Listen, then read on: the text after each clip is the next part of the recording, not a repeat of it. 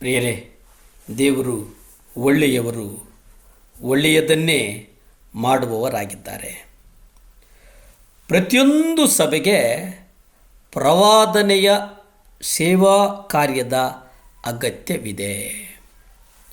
ಯೆಶಾಯ ಪತ್ರಿಕೆ 30ನೇ ಅಧ್ಯಾಯ 20-21 ನಾವು ಓದಿಕೊಳ್ಳೋದಾದರೆ, ಕರ್ತನು ನಿಮಗೆ ಕಷ್ಟವನ್ನು, ಶ್ರಮೆಯನ್ನು, ಅನ್ನಪಾನಗಳನ್ನು ಕೊಟ್ಟರು.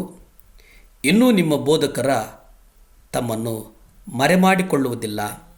ಆದರೆ ನಿಮ್ಮ ಕಣ್ಣುಗಳು ನಿಮ್ಮ ಬೋಧಕನನ್ನು ನೋಡುತ್ತಿರುವವು. ನೀವು ಬಲಕ್ಕಾಗಲಿ ಎಡಕ್ಕಾಗಲಿ ತಿರುಗಿಕೊಳ್ಳುವಾಗ ಇದೇ ಮಾರ್ಗ, ಇದರಲ್ಲೇ ನಡೆಯಿರಿ ಎಂದು ನಿಮ್ಮ ಹಿಂದೆ ಆಡುವ ಮಾತು ನಿಮ್ಮ ಕಿವಿಗೆ ಬೀಳುವುದು. ಪ್ರಿಯರೇ, ದೇವರು ಇಲ್ಲಿ ಬಲಕ್ಕೆ ಅಥವಾ ಎಡಕ್ಕೆ, ನೀನು ದೇವರ ಮಾರ್ಗಗಳನ್ನು ಬಿಟ್ಟು ತಪ್ಪು ಮಾರ್ಗ ಹಿಡಿದು ನಡೆದರೆ ನಿನ್ನ ಹಿಂದೆ ನೀನೊಂದು ಸ್ವರವನ್ನು ಕೇಳ್ತೀಯ, ಇಲ್ಲ ಇದು ಸರಿಯಾದ ಮಾರ್ಗ ಅಲ್ಲ, ಇಲ್ಲಿ ನಡೆ ಎಂಬುದಾಗಿ ನಿಮ್ಮನ್ನು ಎಚ್ಚರಿಸುವವನಾಗಿದ್ದಾನೆ. ಅವನು ಯಾರು? ನಮ್ಮನ್ನು ದೇವರ ಸಿಂಹಾಸನದ ಕಡೆಗೆ ಮುನ್ನಡೆಸುವ ನೇರ ಮತ್ತು ಕಿರಿದಾದ ದಾರಿಯನ್ನು ಬಿಟ್ಟು ನಾವು ಸ್ವಲ್ಪ ಮಟ್ಟಿಗಾದರೂ ಅಡ್ಡ ದಾರಿಯಲ್ಲಿ ಎಡಕ್ಕಾಗಲಿ ಅಥವಾ ಬಲಕ್ಕಾಗಲಿ ಹೋಗುವಾಗ ನಮ್ಮನ್ನು ಎಚ್ಚರಿಸುವ ಪವಿತ್ರಾತ್ಮನ ಸ್ವರವೇ ಇಲ್ಲಿ ಉಲ್ಲೇಖಿಸಿರುವಂತಹ ಒಂದು ಸ್ವರವಾಗಿದೆ. ಇಂದಿನ ಸಭೆಗಳಲ್ಲಿ ನಾವು ನೋಡುವಾಗ ಬಹುತೇಕ ಸಭೆಗಳು ಸತ್ಯದ ನೇರ ರೇಖೆಯನ್ನು ಬಿಟ್ಟು ಅವರು ತಮ್ಮದೇ ಆದಂಥ ಒಂದು ದೃಷ್ಟಿಕೋನ, ದೂರದೃಷ್ಟಿಯಲ್ಲಿ ಅವರು ನಡೆಯುತ್ತಿದ್ದಾರೆ. ಆತ್ಮದ ವರಗಳಿಗಾಗಿ ಅತಿಯಾದ ಒತ್ತು ನೀಡುವಂಥ ಸಭೆಗಳನ್ನು ಗಮನಿಸಿ, ಅವು ಒಂದು ದಿಕ್ಕಿನಲ್ಲಿ ಅಸಮತೋಲನವಾಗಿವೆ. ಇನ್ನು ಆತ್ಮದ ಫಲಗಳಿಗೆ ಪ್ರಯಾಸ ಪಡುವಂಥ ಮಕ್ಕಳು, ಅವರು ವ್ಯತ್ಯಾಸಕರವಾದಂಥ ಜೀವನವನ್ನು ನಡೆಸುವುದನ್ನು ನಾವು ನೋಡ್ತೇವೆ. ಯೆರೆಮೀಯ ಪತ್ರಿಕೆ 20ನೇ ಅಧ್ಯಾಯ 8 ನೋಡುವುದಾದರೆ, ಅಲ್ಲಿ ನಾನು ಮಾತನಾಡುವವನಾದ್ದರಿಂದ ಗಟ್ಟಿಯಾಗಿ ಕೂಗುತ್ತೇನೆ, ಬಲಾತ್ಕಾರವೂ ಕೊಳ್ಳೆಯೂ ಎಂದು ಕೂಗುತ್ತೇನೆ. ಕರ್ತನ ವಾಕ್ಯವು ನನಗೆ ಪ್ರತಿದಿನ ಪರಿಹಾಸ್ಯಕ್ಕೂ ಗೇಲಿಗೂ ಆಯಿತು.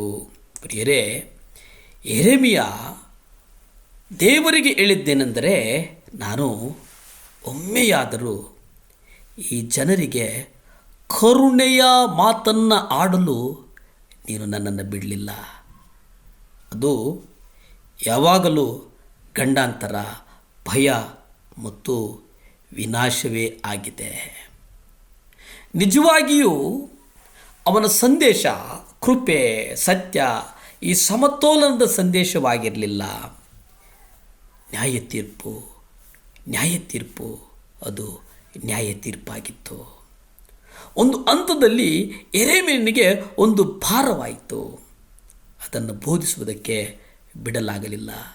ಯಾಕೆಂದರೆ ಪ್ರತಿ ಸಲ ಅವನು ತನ್ನ ಸಂದೇಶವನ್ನು ಬದಲಾಯಿಸಲು ಪ್ರಯತ್ನಿಸಿದಾಗ ದೇವರು ನ್ಯಾಯ ತೀರ್ಪಿನ ವಾಕ್ಯ ಅವನ ಹೃದಯದೊಳಗೆ ಬೆಂಕಿಯಂತೆ ಉರಿತಾ ಇತ್ತು ಮತ್ತು ಅದನ್ನು ಹೆಚ್ಚು ಕಾಲ ಹಿಡಿದಿಟ್ಟುಕೊಳ್ಳುವುದಕ್ಕೆ ಆಗಲಿಲ್ಲ. ಯೆರೆಮೀಯ ಪತ್ರಿಕೆ 29 ನೋಡಿ, ಆಗ ನಾನು ಆತನನ್ನು ಕುರಿತು ಏನೂ ಹೇಳೋದಿಲ್ಲ, ಇಲ್ಲವೇ ಆತನ ಹೆಸರಿನಲ್ಲಿ ಇನ್ನು ಮಾತಾಡುವುದೇ ಇಲ್ಲ ಎಂದು ಅಂದುಕೊಂಡೆನು.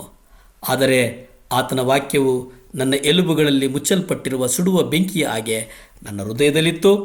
ಬಿಗಿ ಹಿಡಿದು ದಣಿದನು, ನನ್ನಿಂದ ಆಗದೆ ಹೋಯಿತು. ಇದು ಬಹಳ ಕಷ್ಟಕರವಾದಂಥದ್ದು, ಬೋಧನೆ ಸ್ಪಷ್ಟವಾದಂಥದ್ದು. ಹಾಗಾಗಿ ದೇವರು ನಿಮ್ಮನ್ನು ಆಶೀರ್ವದಿಸಲಿ. ಪ್ರಾರ್ಥಿಸಿಕೊಳ್ಳೋಣ. ಭೂಮಿ ಆಕಾಶಗಳನ್ನು ಉಂಟು ಮಾಡಿದಂಥ ಸರ್ವಶಕ್ತನಾದಂಥ ದೇವರ ಸ್ತೋತ್ರ ಸ್ವಾಮಿ, ಒಪ್ಪಿಸಿಕೊಡ್ತೇವೆ ದೇವರೇ. ಈ ಲೋಕದಲ್ಲಿರ್ತಕ್ಕಂಥ ವಿಶೇಷವಾಗಿ ಸ್ವಾಮಿ ಅಪ್ಪ, ಹೆಣ್ಣು ಮಕ್ಕಳನ್ನು ನಿಮ್ಮ ಕರಗಳಿಗೆ ಒಪ್ಪಿಸ್ತೇನೆ.